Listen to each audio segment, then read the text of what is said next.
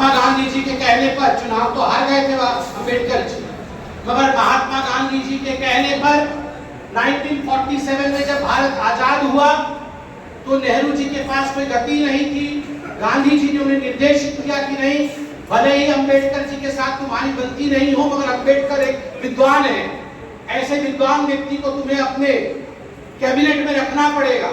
और श्यामा प्रसाद मुखर्जी, वो भी बंगाल के, और हमारे पुरोधा, हमारे प्रणेता, ऐसे दो व्यक्ति जो विद्वान है, महान है, ऐसे महान लोग भी तुम्हारे कैबिनेट में होने चाहिए।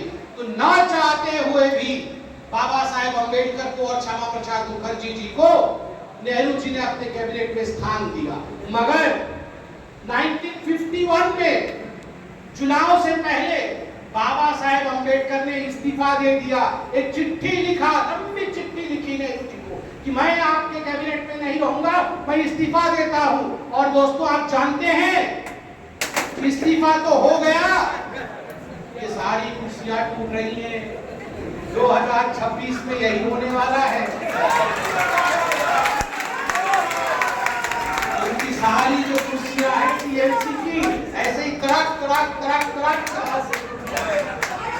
इसलिए अभी कुर्सियां टूटने पर आप अफरा तफरी मत बचाना।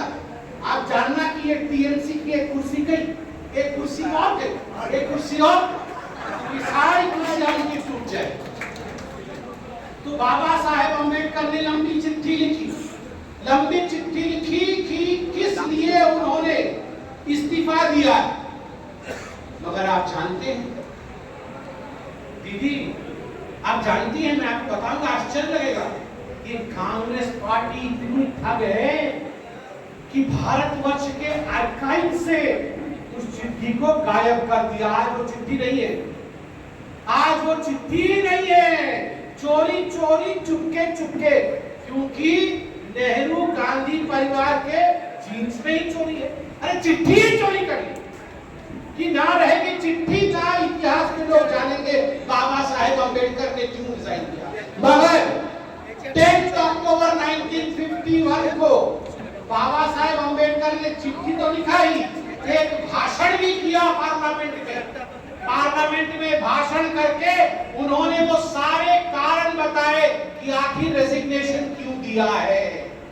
मैं उसमें से कुछ कारण आपको बताना चाहता हूं।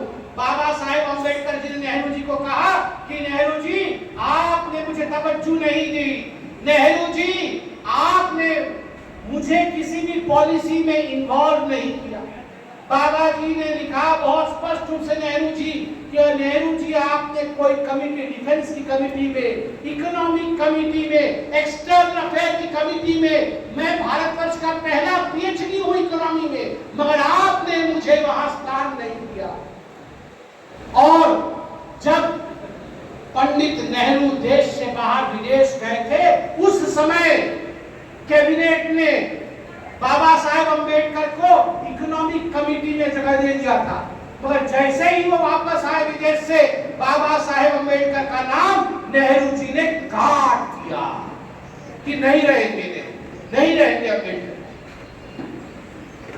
भाषण में यह भी कहा बाबा साहेब अम्बेडकर जी ने कि कश्मीर में जिस प्रकार की नीति नेहरू जी ने अपनाया है, कश्मीर के विषय को यूएन लेके गए हैं, इससे मैं सहमत नहीं हूं। उन्होंने कहा दलितों के अधिकार को मारने की कोशिश हो रही है, मगर मुसलमानों को बचाने की कोशिश की जा रही है। These were the words in English. उन्होंने इंग्लिश में कहा, You are trying to protect the Muslims only, though the Dalits also need the protection. You follow the politics of appeasement. आप तुष्टीकरण की राजनीति करते हैं नेहरू जी, और केवल मुसलमानों के हित को साधने की कोशिश कर रहे हैं। एससी और एसटी के हितों के विषय में, बैकवर्ड क्लास के हितों के विषय में आप ध्यान नहीं दे रहे हैं। ऐसे कैबिनेट का धिक्कार है। ऐसे कैबिनेट में मैं नहीं रहना चाहता हूं, जहां मेरे लाख कोशिश करने के बाद भी हिंदू कोड बिल नहीं आ सकता है। इन सभी कारणों को लेकर, और चूंकि मैं बंगाल में हूं, तो यह विषय को उठाना बहुत आवश्यक है। उन दिनों बाबा साहेब अम्बेडकर, क्योंकि जोगेंद्र नाथ मंडल उनके खास मित्र थे, और उस समय वो भारत भी आ गए थे, तो उन्होंने कहा अपने भाषण में कि जो हमारे नमोसूत्र और हमारे मतुआ कम्युनिटी के लोग बाध्य होकर प्रताड़ना सहकर आज बंगाल की भूमि में आए हैं, बांग्लादेश छोड़कर, ईस्ट पाकिस्तान छोड़कर आए हैं, उनको सिटीजनशिप का अधिकार मिलना चाहिए, उनको नागरिकता मिलनी चाहिए। और नेहरू जी उनको नागरिकता नहीं दे रहे हैं, नेहरू जी उनको नागरिकता नहीं दे रहे हैं। मगर अनेकों वर्षों बाद जो बाबा साहब का सपना था, उस सपने को नरेंद्र मोदी जी ने सीएए लाकर पूरा किया। और मैंने एक वीडियो में देखा कि ममता बनर्जी काका चीची कर रही, काका चीची, हाँ वो काका चीची करना, वो एक जगह खड़ी नहीं होती मंच में चल करके काका चीची कर रही।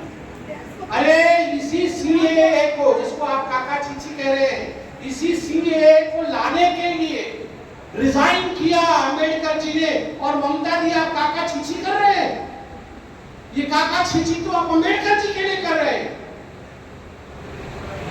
तो 1951 में अंबेडकर जी ने रिजाइन किया, 1956 में उनका महापरिनिर्वाण हुआ, अर्थात बाबा साहेब अंबेडकर हमारे बीच में नहीं रहे।